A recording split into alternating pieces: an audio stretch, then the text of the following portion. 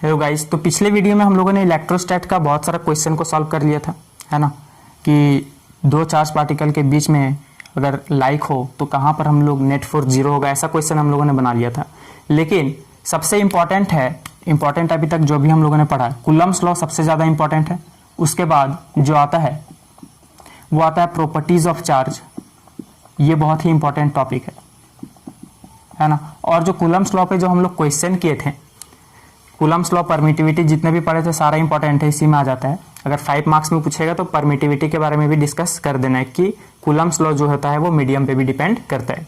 तो properties of charge में हमारा एक प्रॉपर्टी छूट गया था, तो हम लोग अभी इसके बारे में डिस्कस करने वाले हैं। लेकिन अभी हम लोग क्वेश्चन के बारे में देख लेते हैं थोड़ा बहुत कि कौन कौन सा क्वेश्चन हम लोगों ने किया है। तो कूलम्ब्स लॉ पे अगर डायरेक्ट क्वेश्चन पूछेगा कि दो चार्जेज है, दोनों चार्ज का मैग्नीट्यूड दिया हुआ रहेगा, है ना। चाहे वो लाइक हो या अनलाइक हो, कोई फर्क नहीं पड़ता है, क्योंकि फॉर्मूला में सिर्फ हम लोग मैग्नीट्यूड लेते हैं, है ना। ये जो साइन है प्लस और माइनस हम लोग पुट नहीं करते हैं। और दोनों के बीच का जो डिस्टेंस रहेगा पूछ लिया जाएगा कि बताइए इसमें फोर्स कितना होगा, तो डायरेक्टली हम लोग 1/4 pi epsilon not Q1 Q2 bye r²। Q1 Q2 का जो मैग्नीट्यूड है वो दिया रहेगा और डिस्टेंस भी दिया हुआ रहेगा, तो हम लोग वहाँ से इजीली निकाल सकते हैं। और 1/4 पाई एप्सिलॉन नॉट का वैल्यू आप लोगों को याद रखना पड़ेगा, कितना होता है 9 × 10⁹ ठीक है। इसको सॉल्व कर लेते हैं हम लोग। लेकिन अभी हम लोगों का जो एक प्रॉपर्टीज छूट गया है चार्ज का, वो हम लोग थोड़ा डिस्कस कर लेते हैं। तो क्या कहता है ये प्रॉपर्टीज ऑफ चार्ज कि सपोज दैट कि कोई +Q चार्ज है ना। तो अभी बेचारा ये सिंगल है ना, अकेला है। तो ये बेचारा बहुत मायूस कि मेरा लाइफ ऐसे ही अकेलापन में बीतेगा क्या। लेकिन ऐसा सोचते सोचते एक दिन इसके साथ चमत्कार हो गया। क्या चमत्कार हुआ? इसके लाइफ में किसी ने एंट्री मार दी, एंट्री मारी, है ना। तो हुआ क्या, अब ये बेचारा खुशी का ठिकाना नहीं रहा, इसका तो मजे ही मजे। क्यों? क्योंकि इस -Q के कारण इस +Q को बहुत सारा प्यार मिलने लगा, है ना। अब ये बेचारा बहुत खुश होने लगा कि मेरा जो अकेलापन का जो जिंदगी था वो खत्म हो गया। अब इसका खुशी का ठिकाना और भी नहीं रहा। कब? जब इसके लाइफ में किसी और ने एंट्री मार दी, है ना। तो अब इसके तरफ से भी बहुत सारा प्यार मिलने लगा इसको। अब इसके बेचारे के तो मजे ही मजे, है ना। इधर से भी मिल रहा है और इधर से भी मिल रहा है। अब होगा क्या, आप लोग अच्छे तरह से समझ रहे हैं, है ना, कि क्या होने वाला है अब इसके साथ। सपोज दैट कि ये आप हैं और आपके लाइफ में किसी ने एंट्री मारा और आपको उससे बहुत सारा प्यार मिल रहा था। लेकिन कुछ समय बाद आपके साथ क्या हुआ, किसी और ने एंट्री मार दी और उसके कारण भी आपको बहुत सारा प्यार मिलने लगा। लेकिन आप लोग अच्छे से समझ सकते हैं कि अगर इसको बाय चांस अगर दूसरे वाले को अगर पता चल गया पहले के बारे में कि पहले कोई थी, तो आपको साथ क्या होने वाला है ये आप अच्छे तरह से समझ सकते हैं ना। क्या लात जूता का बरसात होने वाला है ना। तो आप लोग अच्छे से समझ सकते हो, आप लोगों को शायद हुआ भी होगा बहुत बार। और अगर इसको बाय चांस अगर पता चल गया कि पहले थी आपके लाइफ में कोई, तो इसके तरफ से भी लात जूता तो पड़ेगा ही और अच्छा खासा डायलॉग भी सुनने को मिलेगा। क्यों? लेकिन चार्जेस के साथ ऐसा नहीं होता है। चार्जेस को जितना भी मिल जाता है वो उतना को रख लेता है, और पहले वाले और दूसरे वाले को पता भी चल जाता है तो कोई फर्क पड़ता नहीं है। लाइन हम लोग के भी साथ ऐसा होना चाहिए था, क्यों नहीं होता है। काश कितना मजा आता है ना। मजा तो आएगा लेकिन चप्पल जूता में, है ना, पड़ेगा तब। तो हम लोग अभी चार्जेस के बारे में बात कर रहे थे कि चार्जेस का प्रॉपर्टी क्या बोलता है। चार्जेस का प्रॉपर्टी ये बोलता है कि +Q को जो -Q के कारण जितना भी प्यार मिल रहा था, है ना, किसी दूसरे के आ जाने के कारण उस पर भी जो प्यार मिल रहा था, तो वो कितना भी मिलता है इसको वो रख लेता है। किसी को फर्क नहीं पड़ता है कि पहले थी या नहीं थी, है ना। हमेशा गलत नहीं, इसमें सिर्फ अट्रैक्शन फोर्स के बारे में बात हो रहा है। हमेशा मन में गलत बात याद रखते हैं, ये नहीं, फोर्स, ठीक है। तो इस +Q को बहुत सारा मिल रहा था, क्या? ये नहीं, फोर्स, ठीक है। अब दूसरे के एंट्री के आ जाने से, दूसरे के एंट्री मारने से इसके कारण भी फोर्स मिल रहा है बहुत सारा इस चार्ज पार्टिकल पर। लेकिन इसको ना फर्क पड़ेगा कि पहले थी, या फिर इसको कोई फर्क पड़ेगा ना पहले बाद में कोई आई। तो चार्जेस के दुनिया में कोई फर्क नहीं पड़ता है।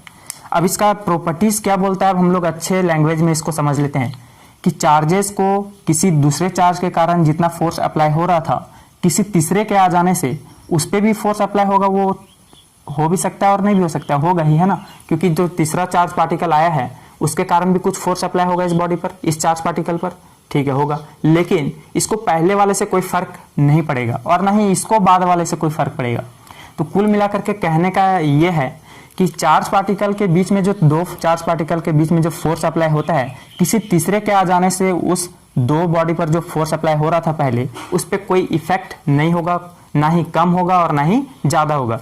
ह्यूमन लाइफ में हो जाता है ना कि अगर पता चल गया कि इसके लाइफ में कोई है तो आपको ये छोड़ के चली जाएगी, अब फिर आपका रोना धोना स्टार्ट, है ना।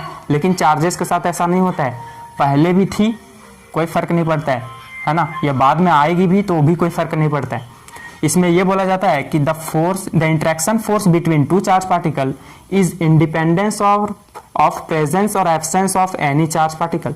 तो दो चार्ज पार्टिकल के बीच में जो फोर्स अप्लाई होता है, किसी तीसरे चार्ज के होने या नहीं होने से उस पर कोई फर्क नहीं पड़ता है। हाँ, लेकिन इस पर जो नेट फोर्स होगा वो बढ़ जाएगा। क्यों? क्योंकि अब इसको इधर से भी मिल रहा है और इधर से भी मिल रहा है मतलब ये नहीं फोर्स, है ना।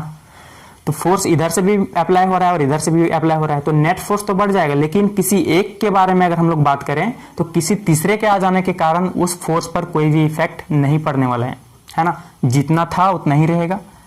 यह नहीं कि कोई आ गई तो उसको हम लोग छोड़ देंगे, है ना, ये छोड़ के चली जाएगी, ऐसा नहीं है। उसको जो फोर्स पहले अप्लाई हो रहा था वो उतना ही होगा।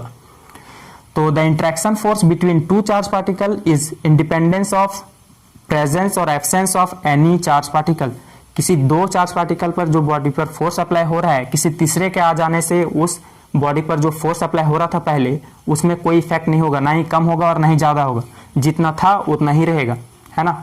भले ही इस नेट बॉडी पर क्या हो जाएगा, नेट फोर्स क्या हो जाएगा, इंक्रीज हो जाएगा। वो तो होना ही था। क्यों? क्योंकि इधर से भी मिल रहा है और इधर से भी मिल रहा है, तो नेट फोर्स तो बढ़ जाएगा, लेकिन पहले वाले पर कोई इफेक्ट नहीं पड़ेगा, या फिर बाद वाले पर भी कोई इफेक्ट नहीं पड़ेगा। कि इसको पता चल जाएगा ना कि पहले कोई थी इसके लाइफ में, थी नहीं मतलब था चार्ज पार्टिकल, गलत बात नहीं।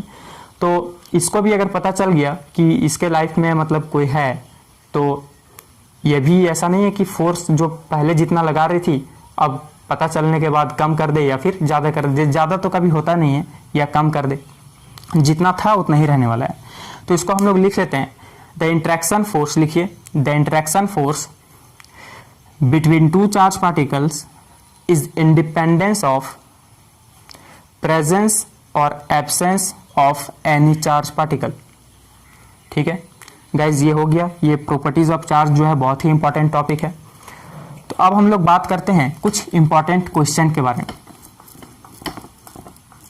तो क्वेश्चन क्या बोलता है, सपोज दैट कि इस टाइप का क्वेश्चन पूछा जाएगा, है ना। तो मैं सारा सॉल्व करके नहीं बताऊंगा, सिर्फ हिंट दे दूंगा, आप लोगों को खुद ब खुद बनाना है। सपोज दैट कि कोई बोल दिया जाएगा कि कोई एक इक्विलैटरल ट्रायंगल है ना, और सभी कॉर्नर पर +q चार्ज रखा हुआ है, ठीक है, और सबका डिस्टेंस है। ये तो सबको को पता है कि इक्विलैटरल ट्रायंगल है तो सबका साइड बराबर होता है और सबका एंगल भी बराबर होता है। तो एंगल अगर टोटल एक ट्रायंगल में पता होना चाहिए कि 180 डिग्री होता है, तो 3 में इक्वल अगर बांटेंगे, डिवाइड करेंगे तो कितना आएगा, एक एंगल 60 डिग्री। दिख रहा है? तो ये रहा 60 सारा एंगल है। अब यहाँ पर क्वेश्चन इस टाइप का पूछा जाएगा कि बताइए सारे कॉर्नर पर अगर +q चार्ज रखे हुए हैं तो किसी एक कॉर्नर पर नेट फोर्स निकालिए सभी चार्जेस के प्रेजेंस होने के कारण, है ना। तो सपोज दैट किसी पे भी निकालेंगे तो सेम ही आएगा, इसलिए ऐसा क्वेश्चन पूछा जाता है। सपोज दैट कि हम लोग यहाँ पर इस चार्ज पार्टिकल में फोर्स निकालना चाहते हैं, नेट फोर्स। तो क्या होगा कि देखिए इस +q के कारण इस +q पर फोर्स अप्लाई होगा, किधर होगा, क्या बताया था कूलम्स लॉ में कि जो फोर्स अप्लाई होता है ऑपोजिट डायरेक्शन में होता है और अलोंग द लाइन ज्वाइनिंग ही होता है ना, अलोंग द लाइन ज्वाइनिंग। दो चार्ज पार्टिकल के बीच का जो लाइन ज्वाइनिंग है उसी लाइन ज्वाइनिंग के डायरेक्शन में ही होता है ना। तो देखिए दो चार्ज पार्टिकल, एक चार्ज पार्टिकल ये और एक चार्ज पार्टिकल ये, तो दोनों का लाइन ज्वाइनिंग कौन सा है, यही है ना। तो फोर्स इसी डायरेक्शन में अप्लाई होगा। तो देखिए ये +q है और ये +q है, तो दोनों सेम कैटेगरी के लोग हैं ना, तो दोनों एक दूसरे को बोलेंगे नफरत है ना। कैसा है, ये बोलेगा भाग तू मेरे तरफ से, तेरे साथ मेरे को रहना ही नहीं है, नफरत है तुम्हारे शकल से, है ना। तो ये इसके शकल से बेचारे से नफरत है इसको, तो ये क्या करेगा, लात मार के इसको दूर भगाएगा। तो जब दूर भगाएगा तो इसके कारण फोर्स अप्लाई होगा, कौन सा, रिपल्सन फोर्स, यहाँ से जाहिर से दिख रहा है। तो फॉर्मूला क्या होता है, 1/4πε0 q1 q2 यानी q इंटू क्यू, तो q² अपॉन डिस्टेंस कितना है दोनों चार्ज पार्टिकल के बीच में, a²। तो इसका हम लोग नाम दे देते हैं F1, ठीक है, फोर्स ऑन 1, दिख रहा है। अब इस चार्ज पार्टिकल के कारण निकालेंगे तो दोनों का लाइन ज्वाइनिंग कौन सा है, ये है या नहीं है। अब इसके कारण नाम दे देते हैं हम लोग F2, दिख रहा है। अब देखिए ये भी प्लस क्यू और ये भी प्लस क्यू, दोनों को क्या बोलेगा कि भाग जा तू मेरे यहाँ से, तेरे शक्ल से मुझे नफरत है। तो नफरत है तो इधर फोर्स अप्लाई करेगा ना, तो F2 का वैल्यू कितना हो जाएगा 1/4 pi epsilon not Q1 Q2, it means Q into Q square upon distance कितना है A स्क्वायर। दिख रहा है F1 और F2 निकल चुका है। अब देखिए हम लोगों ने ये पढ़ा था कि अगर कोई एक बॉडी पर सेम डायरेक्शन में फोर्स अप्लाई होता है तो हम लोग ऐड करते हैं, और अगर ऑपोजिट डायरेक्शन में अगर फोर्स अप्लाई होता है तो हम लोग सब्ट्रैक्ट करते हैं। लेकिन ये भी पढ़ा था कि अगर एक बॉडी पर कुछ एंगल में अगर फोर्स अप्लाई होता है तो दोनों का हम लोग कौन सा फॉर्मूला लगाते हैं, नेट रिजल्टेंट निकालने का, √F1 square plus F2 square plus 2F1 F2 cos theta, यही ना लगाते हैं हम लोग। तो हम लोग भी इसमें क्या लगाएंगे, वही फॉर्मूला अप्लाई करेंगे। क्यों? क्योंकि ना ही हम लोग ये दोनों फोर्स को ऐड कर सकते हैं और ना ही सब्ट्रैक्ट कर सकते हैं। क्यों नहीं कर सकते हैं? क्योंकि ये दोनों फोर्स ना ही सेम डायरेक्शन में है और ना ही ऑपोजिट डायरेक्शन में है। तो कुछ एंगल में दिया गया है ना, तो एंगल कितना है 60 डिग्री। तो हम लोग फॉर्मूला यूज करेंगे। नेट फोर्स कैसे निकालेंगे बताइए, √F1 square plus F2 square plus 2F1 F2 cos theta. Theta कितना है 60 डिग्री। लेकिन यहाँ पर ध्यान देने वाला बात यह है कि ये F1 और F2 का वैल्यू है ना सेम है। कैसे सेम है, देखिए 1/4 pi epsilon not 1/4 pi epsilon not, Q square तो Q square, A square distance भी वही है सबका। तो F1 F2 को हम लोग यहाँ पर मान लेंगे कि इक्वल है। इक्वल है का मानने का जरूरत क्या है, ये तो इक्वल दिख ही रहा है हम लोग को। तो इसको हम लोग F के बराबर मान लेंगे। F1 के जगह भी F पुट करेंगे और F2 के जगह भी F पुट करेंगे। तो देखिए कितना हो जाएगा, F1 स्क्वायर का F square plus F2 square it means F square plus 2F1 F2 it means 2F square cos 60 degree. दोनों के बीच का एंगल कितना है 60, दिख रहा है। अब यहां से जब F नेट निकालेंगे तो √F square plus F square कितना हो जाएगा 2F square plus 2F square cos 60 degree, है ना। अब 2F स्क्वायर अगर हम लोग यहाँ से कॉमन ले लेंगे तो कितना हो जाएगा 1 प्लस कॉस 60 डिग्री। अब यहाँ पर एक फॉर्मूला का जरूरत पड़ेगा हम लोगों को। देखिए 1 प्लस कॉस थीटा का फॉर्मूला आप लोगों को पता होना चाहिए। ट्रिग्नोमेट्री भी बहुत जरूरी होता है। ट्रिग्नोमेट्री में भी बहुत कोई फंस जाते हैं, क्वेश्चन तो बनाने का तरीका उनको पता होता है लेकिन ये ट्रिग्नोमेट्री फॉर्मूला को यूज नहीं कर पाते हैं। तो देखिए 1 प्लस कॉस थीटा का होता है 2 कॉस स्क्वायर थीटा/2, है ना। सिर्फ ध्यान ये दिया जाता है कि थीटा का यहाँ हाफ हो जाता है। सपोज दैट अगर 1 प्लस कॉस 60 डिग्री है तो क्या हो जाएगा फॉर्मूला के हिसाब से 2 कॉस स्क्वायर थीटा कितना है 60/2, इट मींस कितना हो जाएगा डिवाइड देने के बाद 60 का हाफ तो 30 डिग्री। तो बस दिमाग ये लगाना है कि थीटा का जो है ना यहाँ हाफ हो जाता है। तो देखिए √2F स्क्वायर इंटू ये इंटू में है ना यहाँ पर 1 plus cos theta 2 cos square theta हो जाएगा। तो 2 कॉस स्क्वायर थीटा कितना है 60, तो 60/2 तो कितना हो जाएगा कॉस स्क्वायर 30 डिग्री। अब देखिए यहाँ पर देखिए 2 2 जा 4 F स्क्वायर कॉस 30 डिग्री। अब देखिए 4 का 2 निकल जाएगा और F स्क्वायर का कॉस स्क्वायर है ना। अब देखिए F स्क्वायर का एक F निकल जाएगा और कॉस स्क्वायर 30 का इट मींस 2 कॉस 30 है तो एक कॉस 30 स्क्वायर रूट से निकल जाएगा, है ना। अब यहाँ पर F का वैल्यू देखिए सबका सेम है ना, तो F का value 1/4 pi epsilon not Q square by A square put कर देंगे और कॉस 30 का वैल्यू आप लोगों को पता होना चाहिए 1/2। सॉरी कितना होता है √3/2 होता है ना। तो यहाँ पर cos 30 का वैल्यू √3/2 पुट कर देंगे। इसलिए बोला कि ट्रिग्नोमेट्री बहुत ही इंपॉर्टेंट है, तो फॉर्मूला याद होना चाहिए। तो ये आप लोग बना सकते हो, इजीली बना लेना। लेकिन कॉपी में कैसे बनाना है ना। यहाँ पर सबको नाम दे देना है ABC। पहले लिखना है force on B due to A, ठीक है, दिख रहा है। A के कारण फोर्स हम लोग लिख लेंगे ये वाला। फिर देखिए अलोंग किधर है, इधर लात मार के भगा रहा है ना, तो अलोंग AB इसको लिखेंगे अलोंग AB। फिर अगर इसमें निकालना है इसके कारण force on B due to C के कारण लगाना है ना, तो देखिए फोर्स का वैल्यू तो वही होगा F2 का वैल्यू। अलोंग किधर होगा, लात मार के उधर भगा रहा है ना, तो क्या हो जाएगा अलोंग CB। और फिर net force F net is equal to इतना, और ये हम लोग मान लेंगे F1 F2 is equal to F, क्योंकि सारा फोर्स का जो वैल्यू है क्या है सेम है। तो ये तो बात की बात है, आप लोग सॉल्व कर सकते हो। एक क्वेश्चन और हम लोग लेते हैं, लेकिन उसको मैं हिंट दूंगा, सिर्फ बनाना आप ही लोग का। देखिए अगला क्वेश्चन इस टाइप का पूछा जा सकता है कि कोई स्क्वायर है, ठीक है, कोई स्क्वायर दे रहेगा और ये जरूरी नहीं है स्क्वायर है। तो सपोज दैट कि इसमें प्लस क्यू, ये भी प्लस क्यू और ये भी प्लस क्यू और ये भी प्लस क्यू, और बोल दिया ये जाएगा कि किसी एक चार्ज पार्टिकल पर फोर्स अप्लाई करो। तो आप लोग कर सकते हो इजीली। कैसे करोगे, है ना। इस प्लस क्यू के कारण इधर force along the line joining होता है, इधर का फोर्स हम लोग F1 लिख लेंगे, और इस चार्ज पार्टिकल के कारण इधर फोर्स अप्लाई हो जाएगा, है ना, F2 लिख लेंगे इधर। फिर इस चार्ज पार्टिकल के कारण, और सबका डिस्टेंस है a, क्योंकि स्क्वायर है तो गिवन रहेगा ये, लेकिन इसका डिस्टेंस पता नहीं है हम लोगों को। तो ये आप लोगों को पता होना चाहिए कि स्क्वायर का जो डायगोनल होता है वो √2a होता है। बोले कि ये जादू कैसे हो गया, ये आप लोग भी निकाल सकते हो इजीली। इस ट्रायंगल में पाइथागोरस थ्योरम लगा देंगे, h² is equal to p² plus b²। तो h² is equal to p² कितना है a², b² कितना है ये भी a², क्योंकि स्क्वायर है। तो h² is equal to 2a², h का वैल्यू जब स्क्वायर हटता है तो उधर स्क्वायर रूट आ जाता है, तो 2a², h का वैल्यू √2, और a² में एक a स्क्वायर रूट से निकल जाएगा तो √2a। तो ये आप लोग इजीली निकाल सकते हो, मैथमेटिक्स है आप लोगों का, तो इतना भी कमजोर तो नहीं होना चाहिए। तो F1 और F2 का वैल्यू लिख लिया जाएगा। फिर इस चार्ज पार्टिकल के कारण फोर्स इसी लाइन ज्वाइनिंग में होगा, कितना हो जाएगा F3, कितना होगा बताइए, 1/4πε0 q इंटू क्यू² अपॉन डिस्टेंस कितना हो जाएगा √2a का होल स्क्वायर। ठीक है, दिख रहा है। अब क्या करेंगे, एक बॉडी पर देखिए, ये भी समझ लीजिए बात को, कि एक बॉडी पर अगर एक फोर्स इधर अप्लाई हो रहा है और एक फोर्स इधर अप्लाई हो रहा है, ठीक है, और दोनों जो फोर्स का वैल्यू है ये सेम है, तो एंगल सपोज दैट 90 है, तो ये किधर जाएगा फोर्स, दोनों नेट फोर्स किधर होगा, किस डायरेक्शन में होता है, वो दोनों एंगल के बीचों बीच का कितना होता है, दोनों एंगल के 90 का हाफ कितना होता है, यानी 45 डिग्री में होगा, यानी एफ नेट जो दोनों का निकलेगा। लेकिन कंडीशन क्या होना चाहिए कि दोनों फोर्स जो है सेम होना चाहिए, एक ज्यादा एक कम हुआ तो बीचों बीच में नहीं जाएगा, है ना। तो देखिए ये दोनों फोर्स जब हम लोग सॉल्व करेंगे ना तो सेम ही आएगा। देखिए F1 के कारण क्या हो जाएगा, 1/4πε0 q² अपॉन डिस्टेंस कितना है a², इसके कारण निकालेंगे भी तो वही आएगा 1/4πε0 q इंटू क्यू² अपॉन डिस्टेंस कितना है a²। तो दोनों सेम है ना अभी, और दोनों 90 डिग्री में है, तो दोनों का जब एफ नेट निकालेंगे तो कौन सा डायरेक्शन में आएगा, इसी डायरेक्शन में आएगा। अब देखिए F3 का वैल्यू हम लोग लिख चुके होंगे ना इससे।